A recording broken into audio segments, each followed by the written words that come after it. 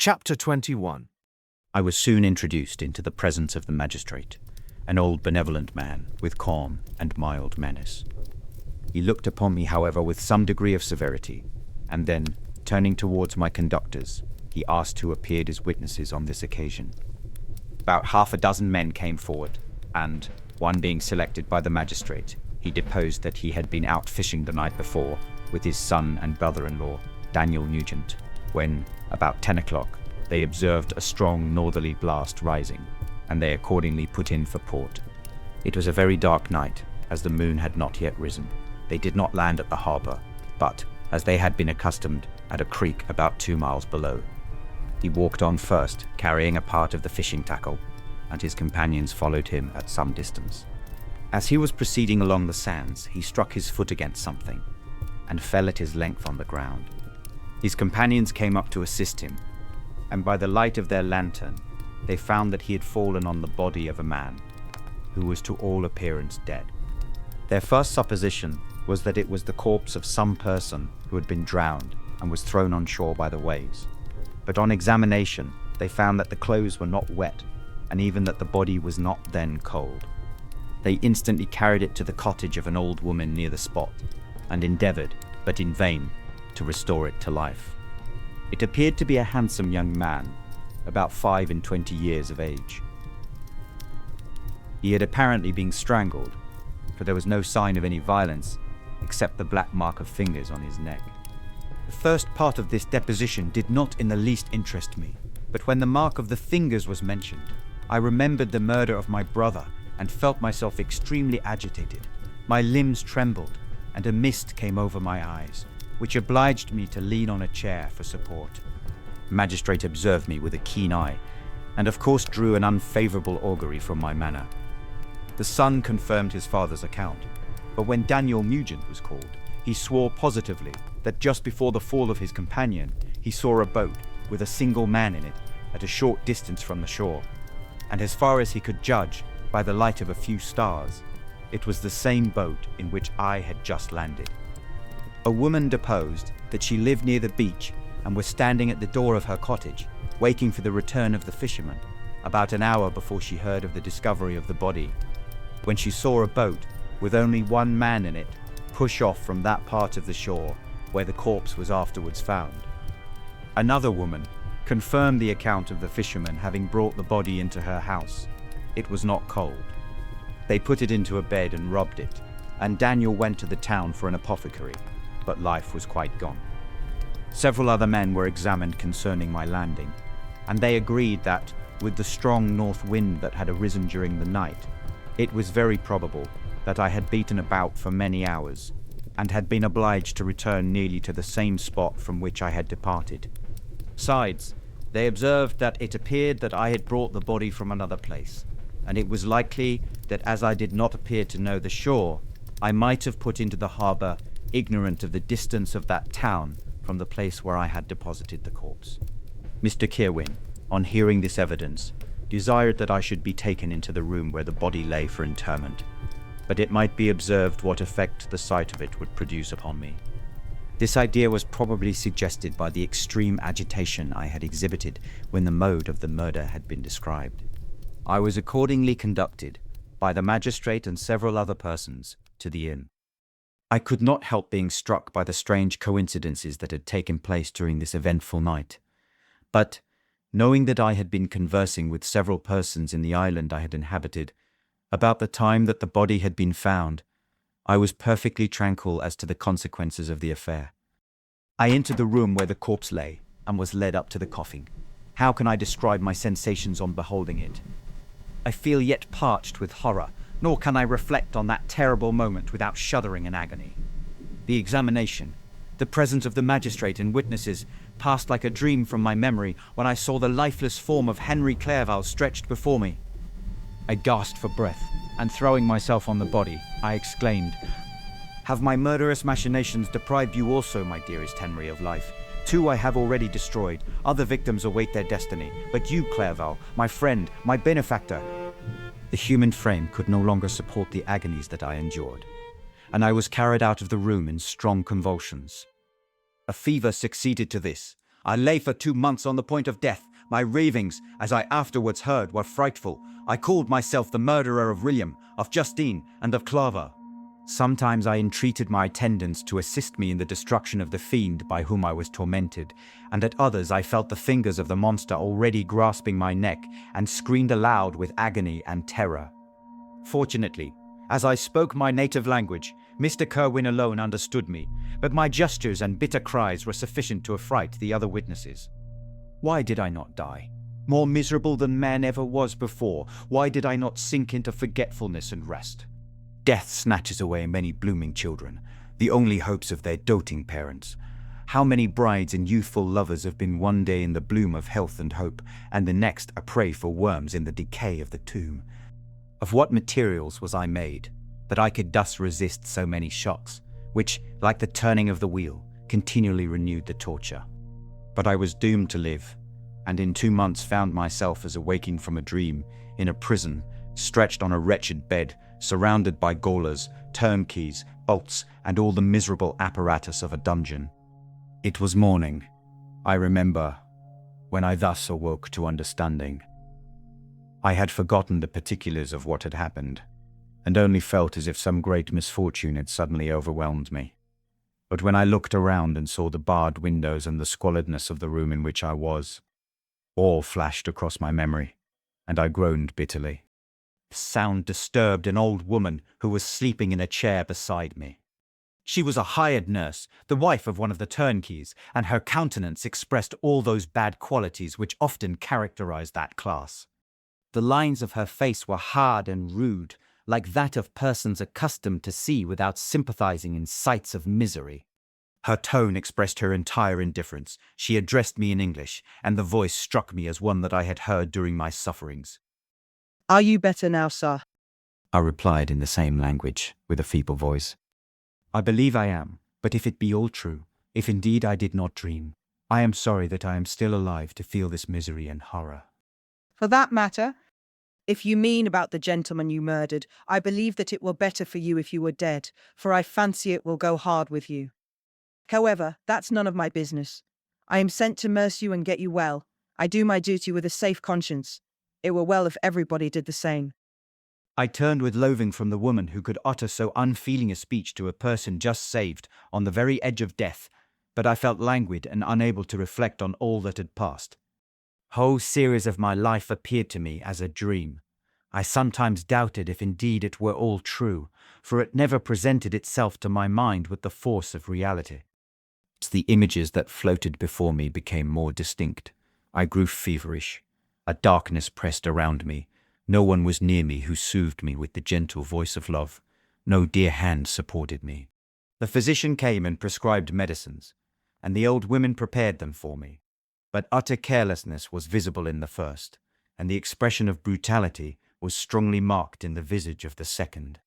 Who could be interested in the fate of a murderer, but the hangman who would gain his fee? These were my first reflections, but I soon learned that Mr. Kirwin had shown me extreme kindness. He had caused the best room in the prison to be prepared for me. Wretched indeed was the best, and it was he who had provided a physician and a nurse. It is true, he seldom came to see me, for although he ardently desired to relieve the sufferings of every human creature, he did not wish to be present at the agonies and miserable ravings of a murderer. He came, therefore, sometimes to see that I was not neglected, but his visits were short and with long intervals. One day, while I was gradually recovering, I was seated in a chair, my eyes half open and my cheeks livid like those in death. I was overcome by gloom and misery, and often reflected I had better seek death than desire to remain in a world which to me was replete with wretchedness. At one time I considered whether I should not declare myself guilty and suffer the penalty of the law, less innocent than poor Justine had been. Such were my thoughts when the door of my apartment was opened and Mr. Kirwin entered. His countenance expressed sympathy and compassion. He drew a chair close to mine and addressed me in French. "I fear that this place is very shocking to you. Can I do anything to make you more comfortable?" I thank you, but all that you mention is nothing to me. On the whole earth, there is no comfort which I am capable of receiving.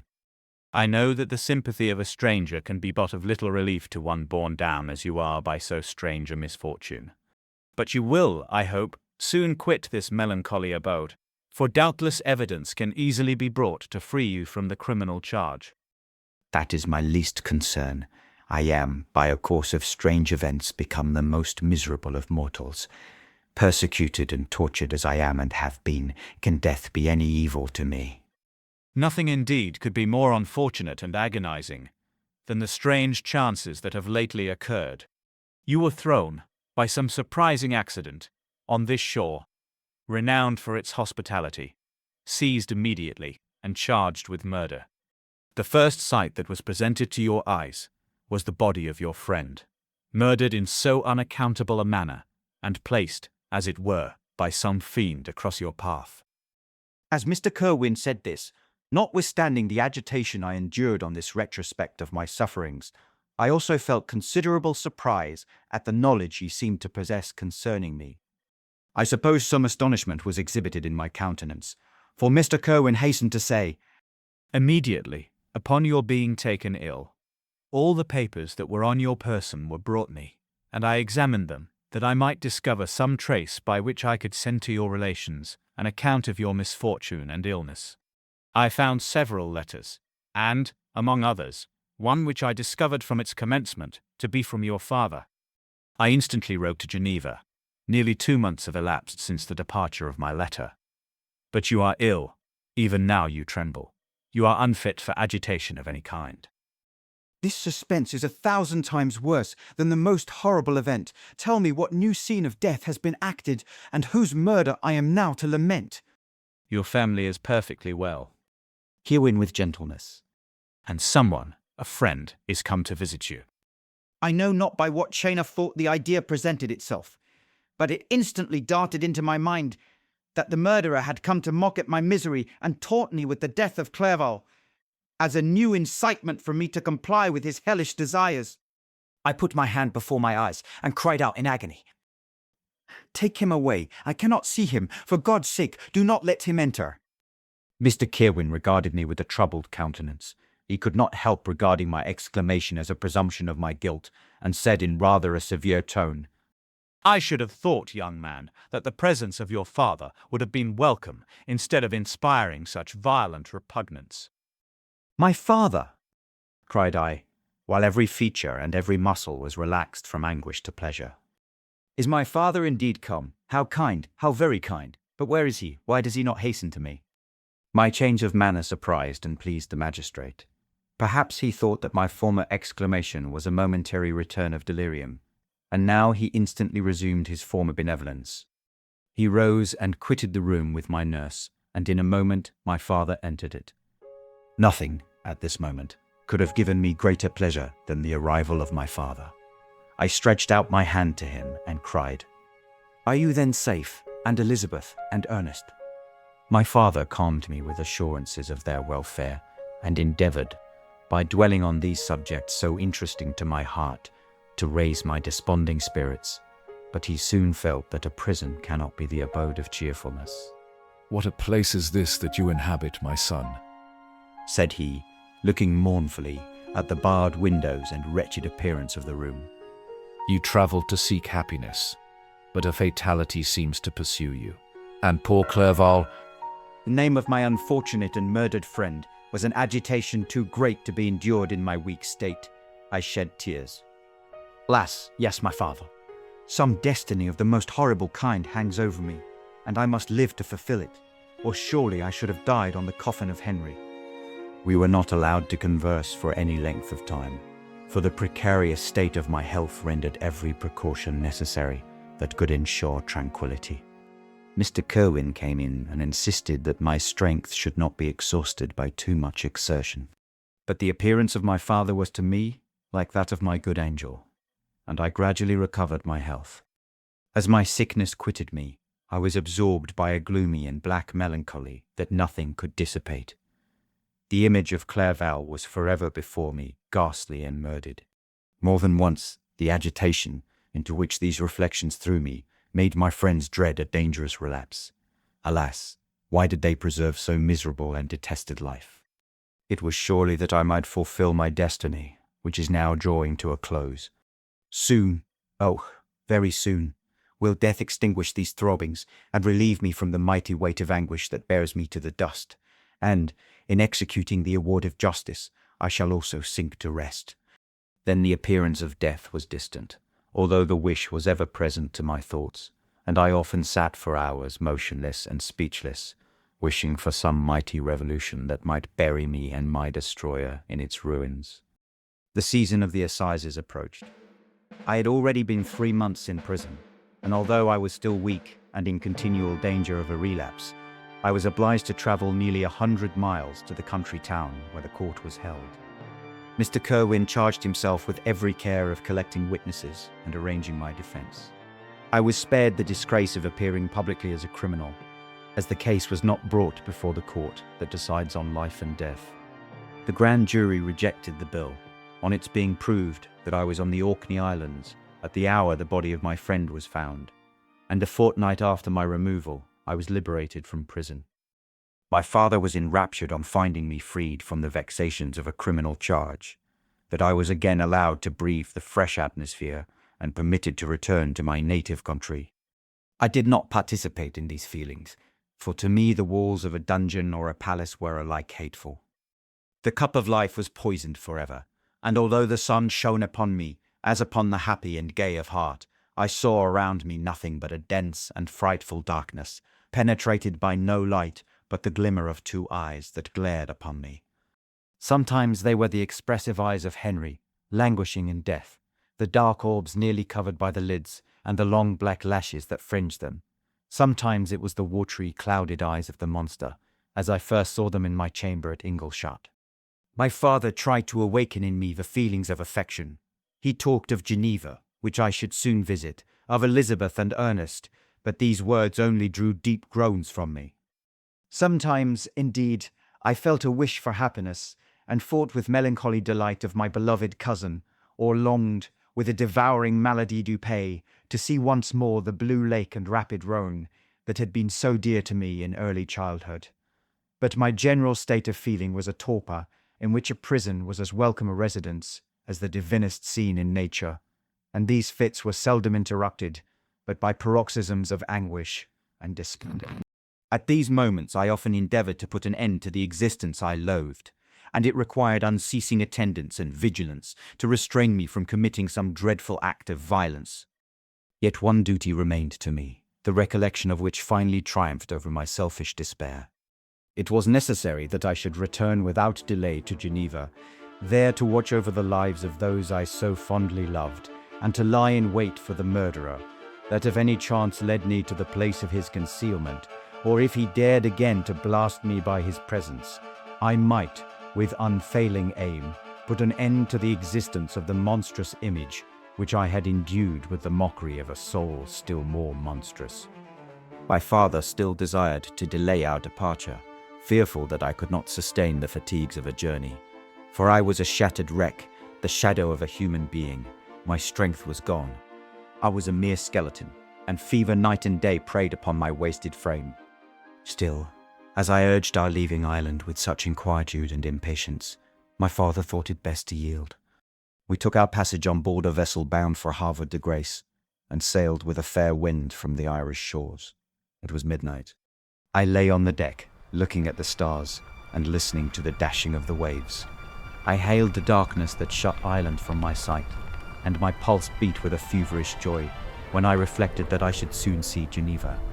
The past appeared to me in the light of a frightful dream. Yet the vessel in which I was, the wind that blew me from the detested shore of Ireland, and the sea which surrounded me, told me too forcibly that I was deceived by no vision, and that Clerval, my friend and dearest companion, had fallen a victim to me and the monster of my creation. I repassed in my memory my whole life, my quiet happiness while residing with my family in Geneva, the death of my mother, and my departure for Ingolstadt. I remembered shuddering the mad enthusiasm that hurried me on to the creation of my hideous enemy, and I called to mind the night in which he first lived. I was unable to pursue the train of thought. 1,000 feelings pressed upon me, and I wept bitterly. Ever since my recovery from the fever, I had been in the custom of taking every night a small quantity of laudanum, for it was by means of this drug only that I was enabled to gain the rest necessary for the preservation of life. Oppressed by the recollection of my various misfortunes, I now swallowed double my usual quantity and soon slept profoundly. Sleep did not afford me respite from thought and misery.